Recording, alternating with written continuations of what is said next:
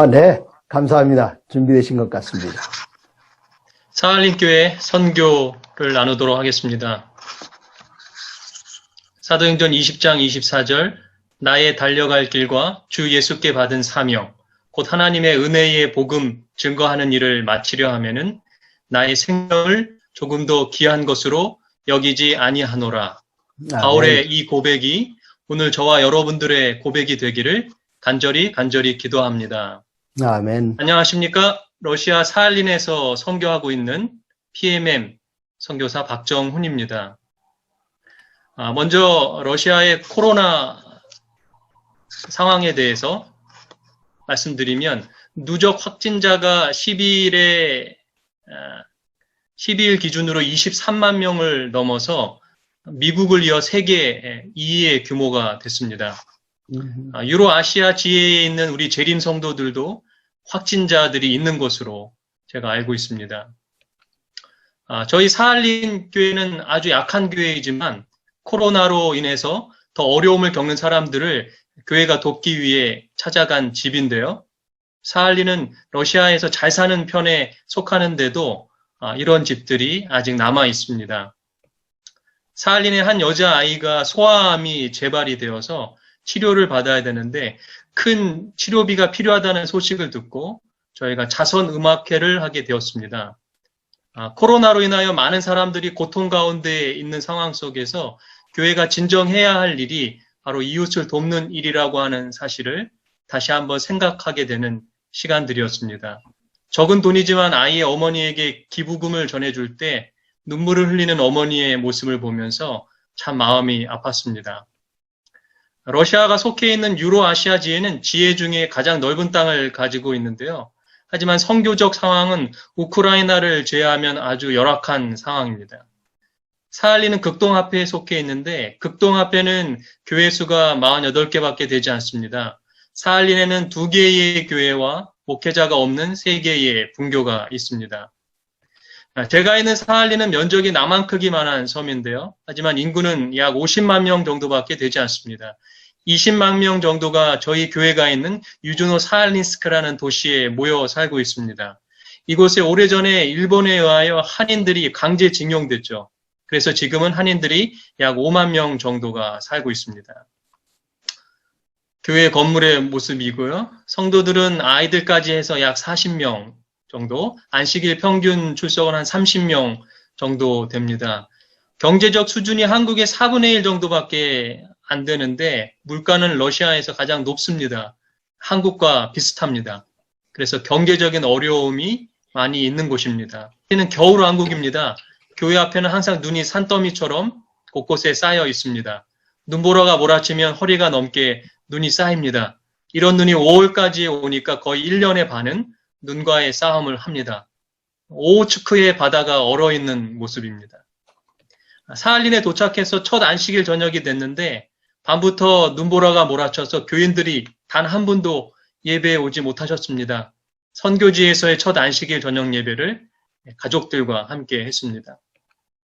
러시아의 종교는 인구의 약 75%가 믿고 있는 러시아 정교회인데요. 캐톨릭에서 나온 캐톨릭과 아주 유사한 종교입니다. 거의 국교와 같은 존재감을 가지고 있어서 최근에 여호와의 증인들이 러시아에서 완전히 추방이 되었습니다. 러시아 정교회 이외의 종교들에 대해서 은근히 탄압을 하는 나라가 러시아입니다. 지금 종교법이 아주 강해져서 종교 건물이 아닌 곳에서 전도를 하면 불법이 되어버렸습니다. 도가 포장이 안 되어 있는 곳이 많이 있고요. 전기가 끊길 때도 있고요. 물이 나오지 않을 때가 있습니다. 항상 대비를 해야 합니다. 섬이라 그런지 비와 눈이 많이 오고 흐린 날씨가 많이 있습니다. 그러나 러시아에서 제일 어려운 문제는 눈도 아니고 언어도 아니고 정교회도 아닙니다. 바로 비자 문제입니다. 제가 이곳에 온 지 2년이 조금 넘었는데요. 첫 해는 비자 때문에 3개월마다 한국에 나가야 됐습니다. 비자 받기가 정말 어려운 나라입니다. 3년 비자를 신청할 때 100명에게만 신청 자격을 주는데 1000명이 모인다는 소문이 들렸어요. 제가 아는 모든 사람들에게 기도 요청을 드렸습니다. 정말 많은 분들이 기도해 주셨는데 이제 신청 자격을 주는 번호표를 나누어 주는 전날에 문제가 발생했습니다. 이 건물이 바로 그 건물인데요. 중앙아시아 사람들이 자기들 마음대로 이름을 적고 순서를 정하는 바람에 저희가 그 사실을 늦게 알고 185번째로 순서가 정해졌는데 번호표는 100개가 넘지 않는다는 직원의 말에 저희는 망연자실할 수밖에 없었습니다. 드디어 번호표를 나눠주는 1월 4일에 영하 20도의 날씨 속에서 그래도 기도하면서 새벽부터 나와서 기적을 기다렸습니다. 그리고 직원들이 나와서 이름을 부르는 순간 기적이 일어났습니다. 번호표를 부르는데 직원들이 나라별로 먼저 번호표를 부르는 것입니다. 한국의 이름이 불리워지고 저희는 기적처럼 15번째로 번호표를 받게 됐습니다. 우리 하나님은 참 좋으신 분이십니다. 아멘. 하나님은 정말 살아계십니다. 아멘. 사할리는 1991년 9월 29일 유영길 목사님을 주축으로 선교사 10명에 의해 한인 선교가 시작되었는데 한국연합회가 러시아 삼육대학과 삼육외국어 학원을 주요 도시에 세우면서 선교가 더 큰 힘을 얻었습니다. 1000명 선교사들이 한때 20명 가까이 파송이 됐고요. 여러 도시의 교회와 분교가 세워지고 수친자가 500명이 넘을 때가 있었습니다. 그러나 갑작스럽게 선교사들이 철수하게 되고 지방 도시들이 붕괴하면서 현재는 분교 3곳만 명맥을 유지하고요. 여러 사정으로 삼육대학이 문을 닫게 됐습니다. 현재는 사할린 한인교회만이 한인 선교를 담당하고 있습니다. 더 큰 어려움은 사할린 한인교회의 주축을 이루셨던 이렇게 많은 성도님들이 거의 한국으로 영주 귀국을 하셨습니다. 하지만 그 2세대들이 아직 사할린에 남아 있고요. 사할린 인구의 50만 명 중에 5만 명이 한국계 사람들이기 때문에 결코 무시할 수 없는 소수입니다. 저희 사할린 한인교회는 이런 어려움들에 대하여 변명하지 않고 최선을 다하여 예수님을 전하고 있습니다. 패스파인더 대원들과 교회 앞에 이 눈을 가지고 눈성을 만들어 보았는데요. 전임 목회자인 김태형 목사님이 6년 동안 만들고 바꾸어 놓은 패스파인더 사역을 잘 이어나가기 위해서 애를 쓰고 있습니다. 패스파인더에 나오는 아이들 중에 교인 자녀가 아닌 친구들이 있기 때문에 선교의 장이 되고 있습니다. 대원들과 함께 한 초등학교를 방문해서 유스타트 세미나를 하는 장면인데요. 러시아가 술과 담배를 하는 사람이 매우 많기 때문에 우리 교회의 건강기별이 절실히 필요합니다. 하지만 교사들이 많이 지쳐 있어서 다시 힘을 주고 싶은 마음에 서중환 앞에 청소년 부자님께 부탁해서 교사 재교육을 하게 되었는데요. 지난 1월에 우리 13명의 교사교육팀 한국어 전도회 팀이 오셔서 전도회와 교사교육을 했는데요. 사단이 얼마나 공격을 하는지 정말 제가 사할린에 있는 기간 동안 가장 힘든 시간이었습니다. 하지만 기도를 멈추지 않았고 하나님께서 기적적으로 한국어 전도회 평균 20여 명의 학생들 참석하고 교사교육도 13명의 교사들이 새 힘을 얻을 수 있었습니다. 앞으로도 어떠한 어려움이 있더라도 우리 사할린 교회는 기도하는 일을 멈추지 않을 것입니다. 아멘. 매주 안식일마다 발 마사지 사역을 하고 있고요. 고려인들이 모이는 노인정에 방문해서 한 30여 명의 어르신들에게 마사지 봉사를 하고 있습니다. 안식일 오후에 교회에서 1시간 정도 떨어진 카르샤코프라고 하는 곳에 예배소와 그곳에 예배와 발 마사지 봉사를 가고 있는 사진이고요. 원래 그것은 교회였지만 사람들이 모두 떠나고 이제 구도자들이 안식일에 저희가 오기만을 기다리고 있습니다. 러시아도 부활절이 있는데요. 부활절을 맞아서 저희들이 음악회를 하는 모습입니다. 예수님의 부활의 진정한 의미를 가르치고요. 1번 교회, 러시아인들이 모이는 교회가 있고 2번 교회, 한인들이 모이는 교회가 있는데요. 저희들이 자주 연합해서 함께 사역을 합니다. 러시아의 크리스마스는 1월 7일인데요. 크리스마스에 이웃을 초청해서 음악회를 하고요. 교회에서 2시간 정도 떨어진 소년원에 방문해서 음악회를 한 사진입니다. 연합 전도회의 모습인데요. 전도회 전에 마사지를 하는 모습이고요. 경배와 찬양을 하는 모습입니다. 10일 동안 러시아에서는 전도회를 하는데요. 한 명의 침례자도 나오지 않았습니다. 그만큼 선교하기가 정말 힘이 드는 나라입니다. 매년 여름에 교회 캠프를 하는데요. 교회 캠프는 전도회라고 제가 직원들에게 강조하면서 가족들을 이제 초청하고 그래서 캠프 가는 안식일에 찍은 사진인데요. 우리 안 믿는 가족들이 많이 캠프에 참여를 했습니다. 그리고 가장 기쁜 것은 캠프에서 2명의 여청년이 침례를 받았고요.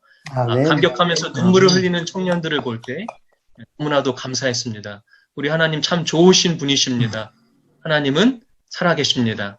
아멘. 그래서 저희 교회가 한국에서 거의 30년 동안 계속 도움을 받았는데요. 우리도 도움만 받지 말고 선교하자. 그래서 적어도 2년에 한 번은 다른 지역으로 우리가 가서 봉사하자. 직원들하고 이렇게 이야기를 했어요. 그랬더니 한 성도가 자신이 예전에 있었던 이 러시아의 카프카스 산맥 근처에 있는 시골 교회로 저희를 초청을 했고, 그때 이제 얼굴 마사지를 연습하고 있는 장면이고요. 우리 성도들의 경제적 수준으로 볼 때 참 어려운 일이지만 하나님께서 러시아 대륙에 우리 교인들을 사용하려고 하신다라고 하는 생각이 들었습니다. 이제 선교 여행을 떠났는데 매 순간이 기적의 연속이었습니다. 사할린에서 모스크바까지 무려 8시간이 걸렸고요. 모스크바에서 선교지까지 기차로 이틀이나 걸리는데 정말 어려운 여정이었죠.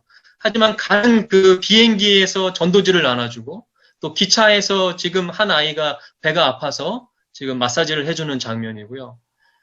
그렇게 교회에 도착해서 총 60여 명이 마사지를 받았고 50여 명이 잃은 양들이 이제 오게 되었습니다. 마사지 전도를 통해서 금요일 저녁에 이제 예배를 드리고 안식일 예배에 많은 잃은 양들이 찾아오고 중풍에 걸린 한 구도자는 마사지를 통해서 몸이 많이 좋아지는 기적이 있었습니다. 그러나 가장 큰 결과는 이 교회의 교인들이 평일에 교회에 나오는 것이 처음이라고 말할 정도로 선교가 수동적이었는데 저희 전도팀의 모습을 보고 감동을 받고 본인들도 이제 열심히 선교해야 되겠다 그런 결심을 하게 되었습니다. 또 러시아의 귀한 주의 종들을 알게 되었는데요.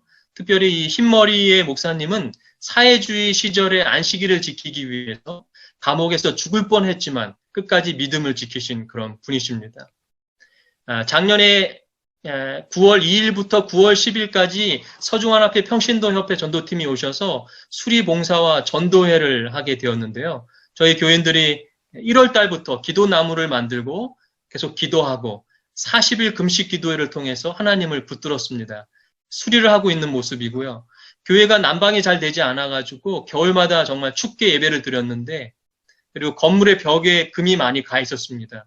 그런데 하나님께서 기적처럼 아름다운 성전으로 바꿔주셨고요.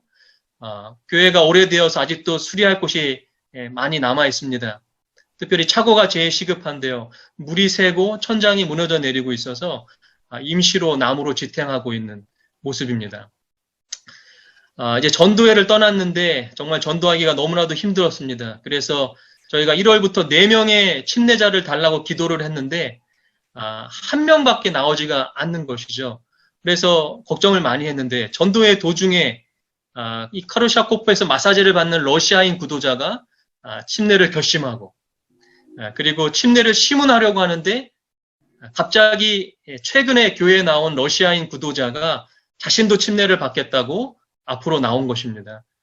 눈물을 흘리면서 새로운 삶을 살고 싶다는 그 성도를 볼 때 저도 눈물을 흘릴 수밖에 없었는데요.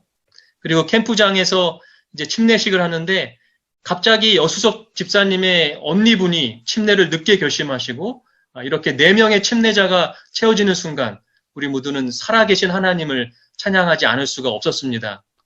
아멘. 작년 1월에도 매우 특별한 침례식이 있었는데요. 불미스러운 일로 교회에 제적을 당했지만 회개하고 다시 재침례를 받았습니다. 침례식이 온통 울음바다가 되었고요. 하나님은 오늘 이 시간에도 잃어버린 자식들이 돌아오기를 기다리고 계십니다. 사할린은 이제 한국 재림교회들에게 잊혀진 나라가 되었는지도 모르겠습니다. 하지만 하나님은 결코 사할린의 사랑하는 자녀들을 잊지 않으셨고 저희 가족을 이곳에 보냈습니다. 부족하지만 하나님이 능력을 주셔서 재림기별을 전하는 도구가 되기를 기도해 주시겠습니까? 아멘. 저희 가족이 이런 어려운 환경 속에 선교사로 가지 않겠다고 결심했다면 사할린의 한인들은 하나님에게마저 잊혀진 곳이라고 생각하며 절망했을지도 모릅니다. 우리가 세상에서 흔들리는 사이에 우리가 하나님의 나라를 선포하는 일에 삶을 드리는 대신에 개인적인 욕심과 야망을 실현하는 데 평생을 바치는 사이에 수십억 명이 복음을 듣지 못한 채 흑암 속에서 죽어가고 있습니다. 교회가 교인들만을 위하여만 존재하고 더 편하게 신앙생활하는 곳이 되려고 힘쓰는 사이에 교회 문 밖의 사람들은 지금도 희망 없이 살아가고 있다는 사실을 오늘 이 시간 우리가 잠시 기억했으면 좋겠습니다. 아멘.